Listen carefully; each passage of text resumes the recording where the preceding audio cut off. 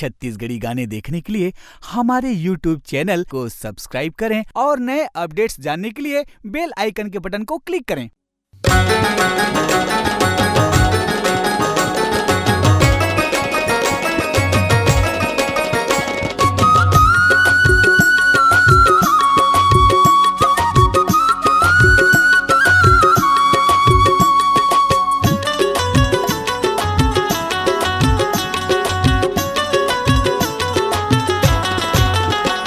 छत्तीसगढ़ मजी छत्तीसगढ़ माना, छत्तीसगढ़ मजी छत्तीसगढ़ माना, छत्तीसगढ़ मजी छत्तीसगढ़ माना, छत्तीसगढ़ मना।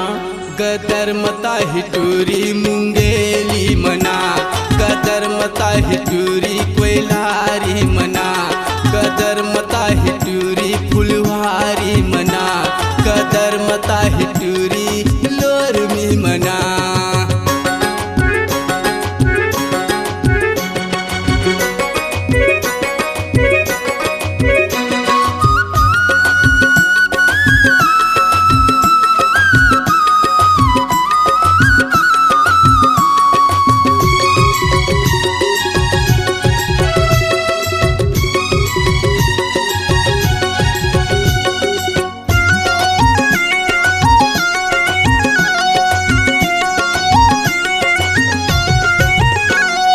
पढ़े लिखे कम है टूरी टन टन है, पढ़े लिखे कम है टूरी टन टन है, घर मोबाइल टूरी रंग रंग फैशन है, घर मोबाइल टूरी रंग रंग फैशन है।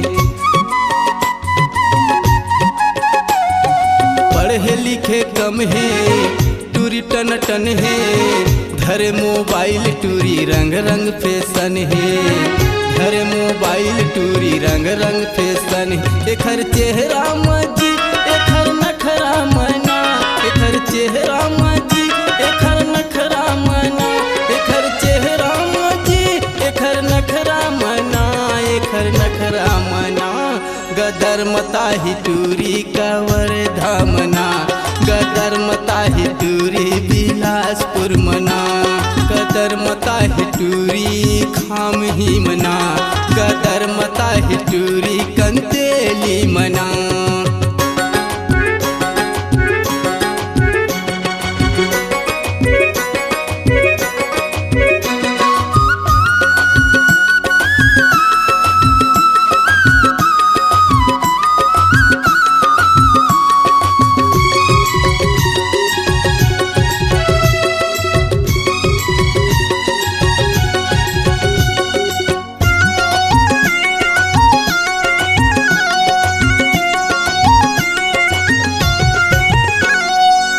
छटन कोयलारी मुँह डंडा मुहागे, देखैया मन के लार चुचवागे, देखैया मन के जी लार चुचवागे, देखैया मन के जी लार चुचवागे।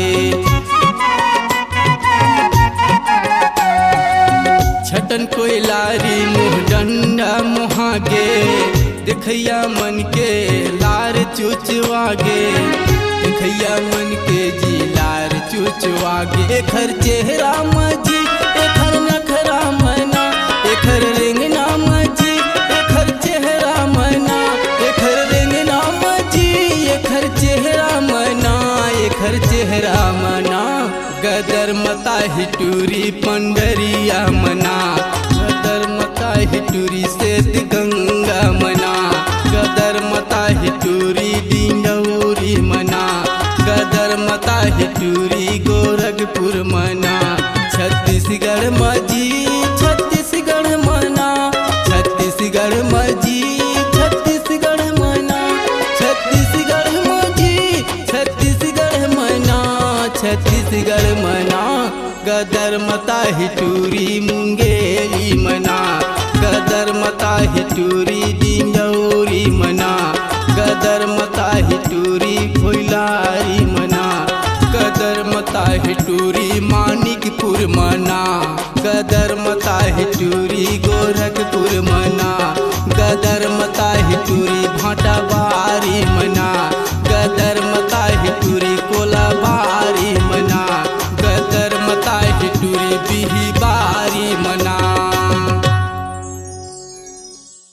आपकी आवाज ही आपकी पहचान है। यदि आप अपनी आवाज को एक नया आयाम देना चाहते हैं तो चले आइए मल्टी ट्रैक डिजिटल रिकॉर्डिंग के लिए AVM audio video studio, Khamtarai, Raipur. Mobile number 9301523929 और 7869646201।